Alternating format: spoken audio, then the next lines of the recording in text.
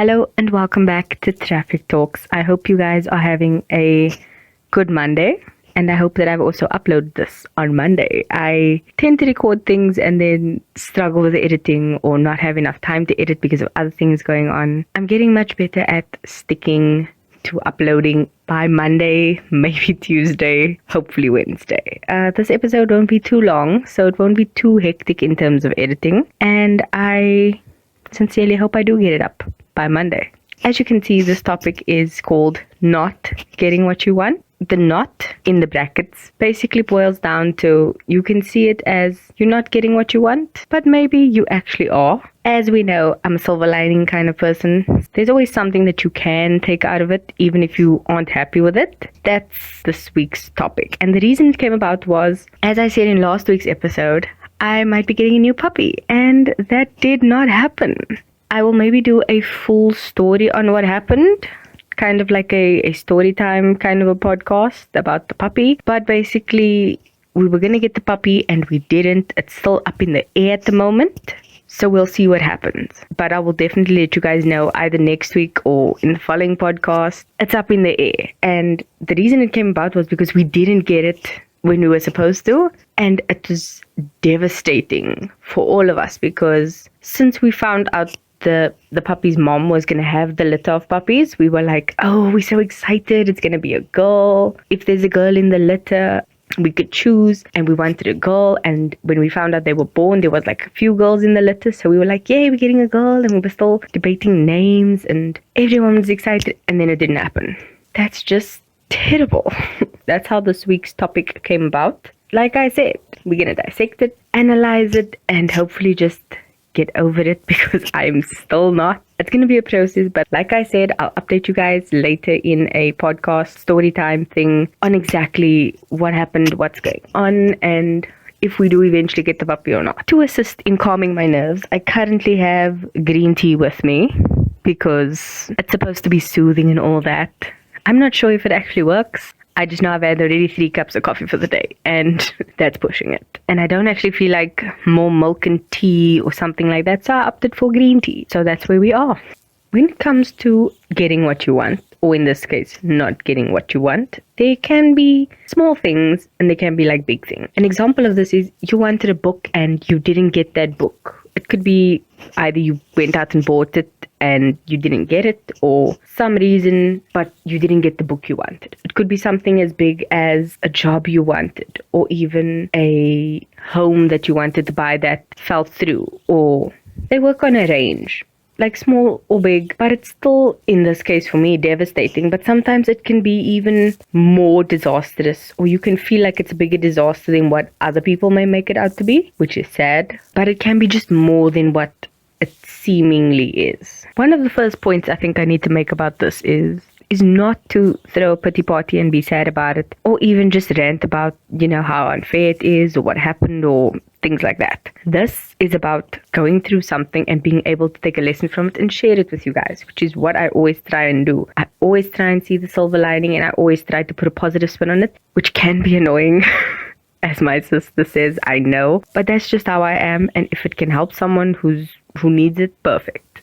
One person helped is all I need. To start this topic off, I read an article quite a few years ago where it actually sparked this whole thing of silver linings and one door closing, another opening, and the best no you've ever heard was basically the title of the article. I can't even remember who wrote it, what magazine it was, anything like that. 2 vivid people I remember in this article. One was Lorna Maseko, the host of the Hostess TV show, top billing presenter, all that kind of thing. She was also a judge on Top Chef SA, which is incredible. And then there was another woman. What had happened was she was going to do a guest correspondence overseas, and she needed a temporary visa and things.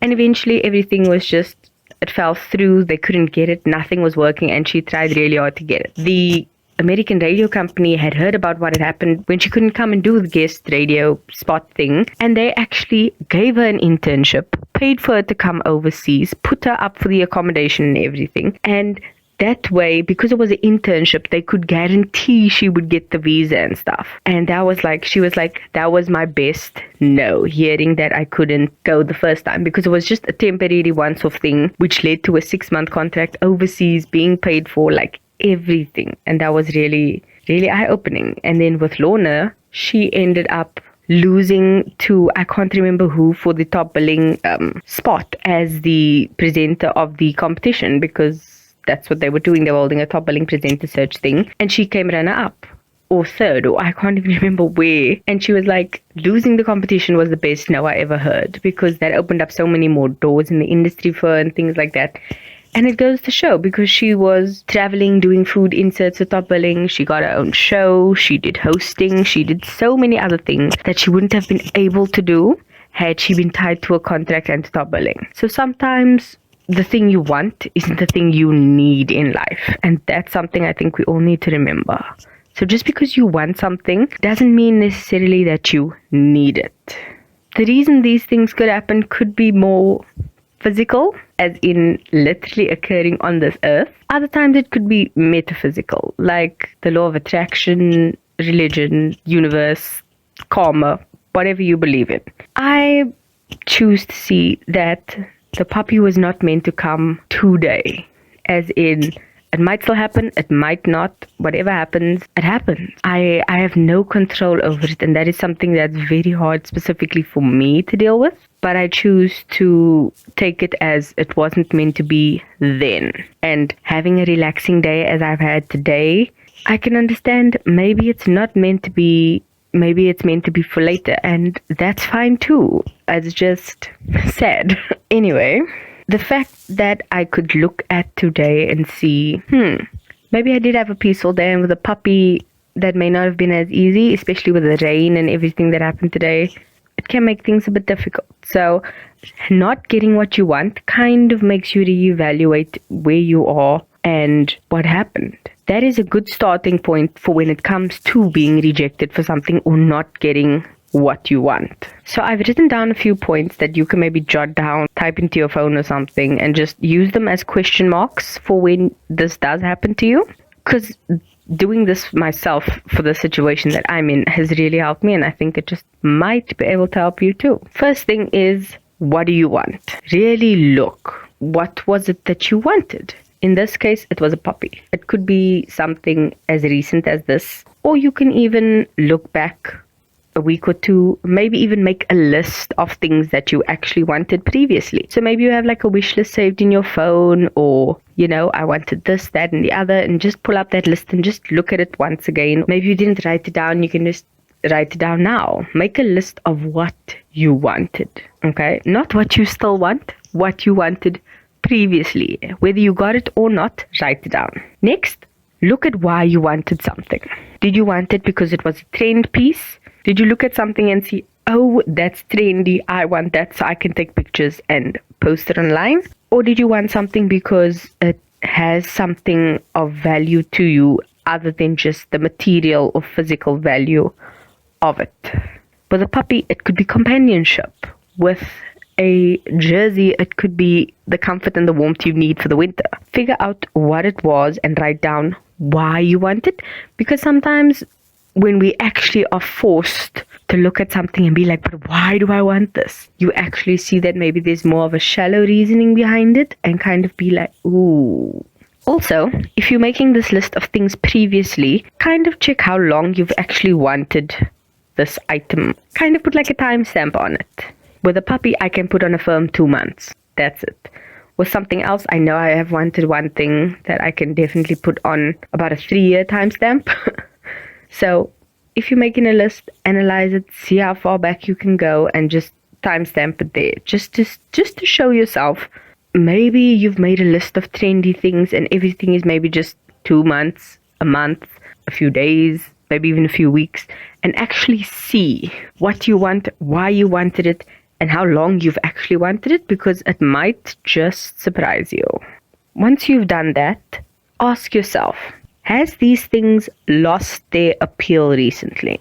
For example, with this puppy, I've been, sent pictures of it constantly, so I know what it looks like, and I'm just like, can't wait. And like, we counted down the days, and so it didn't lose its appeal. Sometimes you maybe want a new kitchen item, or you want to upgrade something and you've been saving up your money and you're just like, yes, I want this. I can't wait for this. Like, it hasn't lost its appeal. Or you're just waiting to save up enough money. Be like, when I get this, life is going to be so much better. Like, yes. So check, has these things or this particular thing lost its appeal to you recently? By that I mean, is it something you saw on Instagram that was trending? Was it something that you were constantly reminded of due to a billboard? I don't know, TV advert? Was there some external factor blinking this thing in your eye constantly? Because sometimes it can take a week-long digital detox for you to completely forget this thing even existed. Because we do tend to get caught up in this, grass is greener type of a thing, where we see, oh, that person has that, their life must be better than mine. Or we get stuck in this weird thing of out of sight, out of mind syndrome, where we don't see the thing on a digital detox because we took off Instagram or whatever. And then we get Instagram, we're like, that item, or, that thing. And we kind of just forget that we wanted this thing so badly. And those are the real items you need to be like, why did I want this? Because a lot of the times, if you don't see it, you don't miss it. It's other people trying to get you to buy their things. Try that. Check. Has this thing been in the back of my mind all the time? And then why was it in the back of your mind all the time? Is it because it's something that's going to aid you in daily life? Is it going to be something that's going to help you move you forward? Bring some type of help to you in one way or another. Like I said, with a puppy, it could be comfort. With a new clothing item, it could be, an upgrade or something other than trend value in this clothing item. That's what you need to look out for.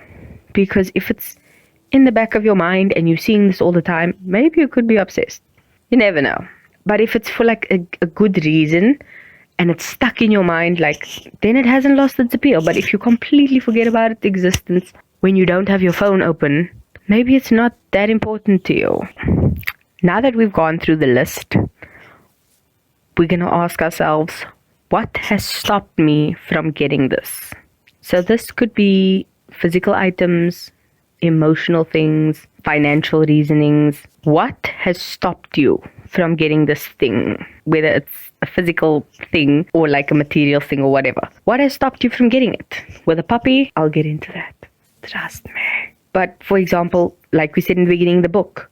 What stopped you from getting the book? Did you just get distracted? Did a person come up to you and tell you, that's not a good book? Or that book is so overrated, why would you want it? Or was there a person or someone that influenced you to not get that book even though you wanted it? Was it environmental restrictions, such as you didn't have access to go to that shop that day? Like now we currently have restrictions on our movement, so you physically cannot go and get the book. Was there things outside of your control, like the bookshop not having stock?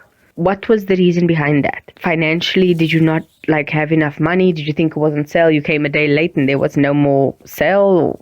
Write down the reason. And sometimes reasons don't have to be completely physical. They can sometimes be as simple as, I was scared to go and do this, or I was too nervous to go do this. Figure out what triggered you to not getting what you wanted. Sometimes you can literally just be like, I can't afford that. End of story. Bye. Other times it's I was too scared to go and do this because it just made me too nervous. You go for a job interview, you kind of get too nervous and you kind of back out, or you go and you panic and then you overthink it and then you fumble and you're just So what stopped you from getting it? And this is from your side. What stopped you from getting it? Because this is not, they didn't choose me, they didn't have stock, they didn't whatever. This is what stopped me from going out and getting it. Was it because I didn't have enough money, I didn't have transport, I didn't have A, B, and C? Yes, there are factors that stopped you from getting it, but write it down as much from your perspective as possible, if that makes sense. For a lot of these things, it's going to be one of two options. I can still get it, or I can't get it. Things sometimes fall in between. Like I said, with the puppy situation, it's up in the air, so it's kind of in the middle. But for example, with a book, can I still get the book? Yes. You can wait till the lockdown's been lifted. You can wait till the place has stock. You can wait till you save up more money. Yes, you can still get that. On the opposite end, if you lose out in a job or something like that, you can't go back and redo it and get the job again or anything like that. They may call you back for a different job or even for that same job if the first person, however far on the list you are, chooses to not accept it. But there's definitely a thing of you can't get that specific job again. Even if you do, it may not be the exact same. So there's either you can get it or you can't.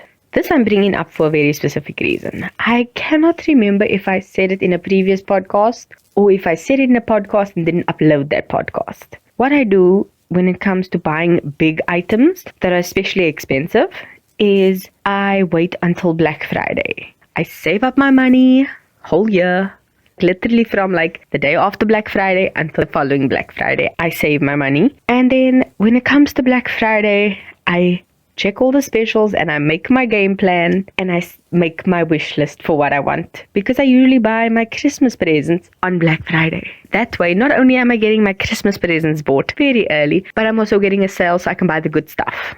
And then there's also like surprise discounts or buy two get one free or whatever. There's always a good sale. So I save up my money for then.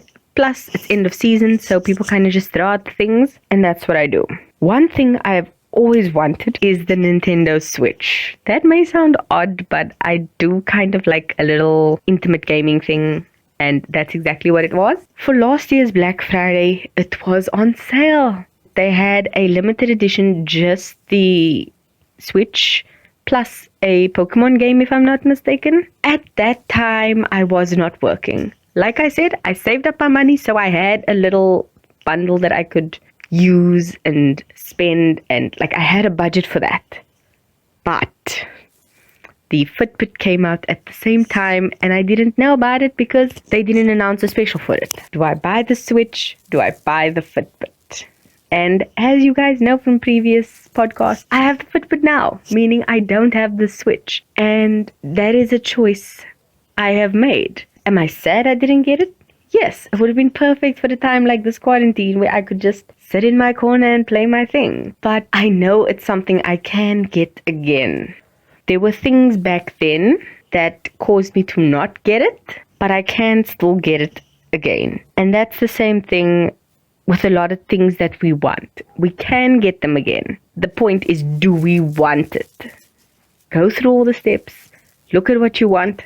Why do you want it? Do you still want it? Like literally this thing has been on my list for years, and every time it just doesn't happen because, okay, I'm unemployed, I have to make a choice. Oh, I didn't get it because they didn't have it on special. Like there are certain limits I'm not willing to cross. I can still get it, and I will get it. And if someone wants to send it to me, please do.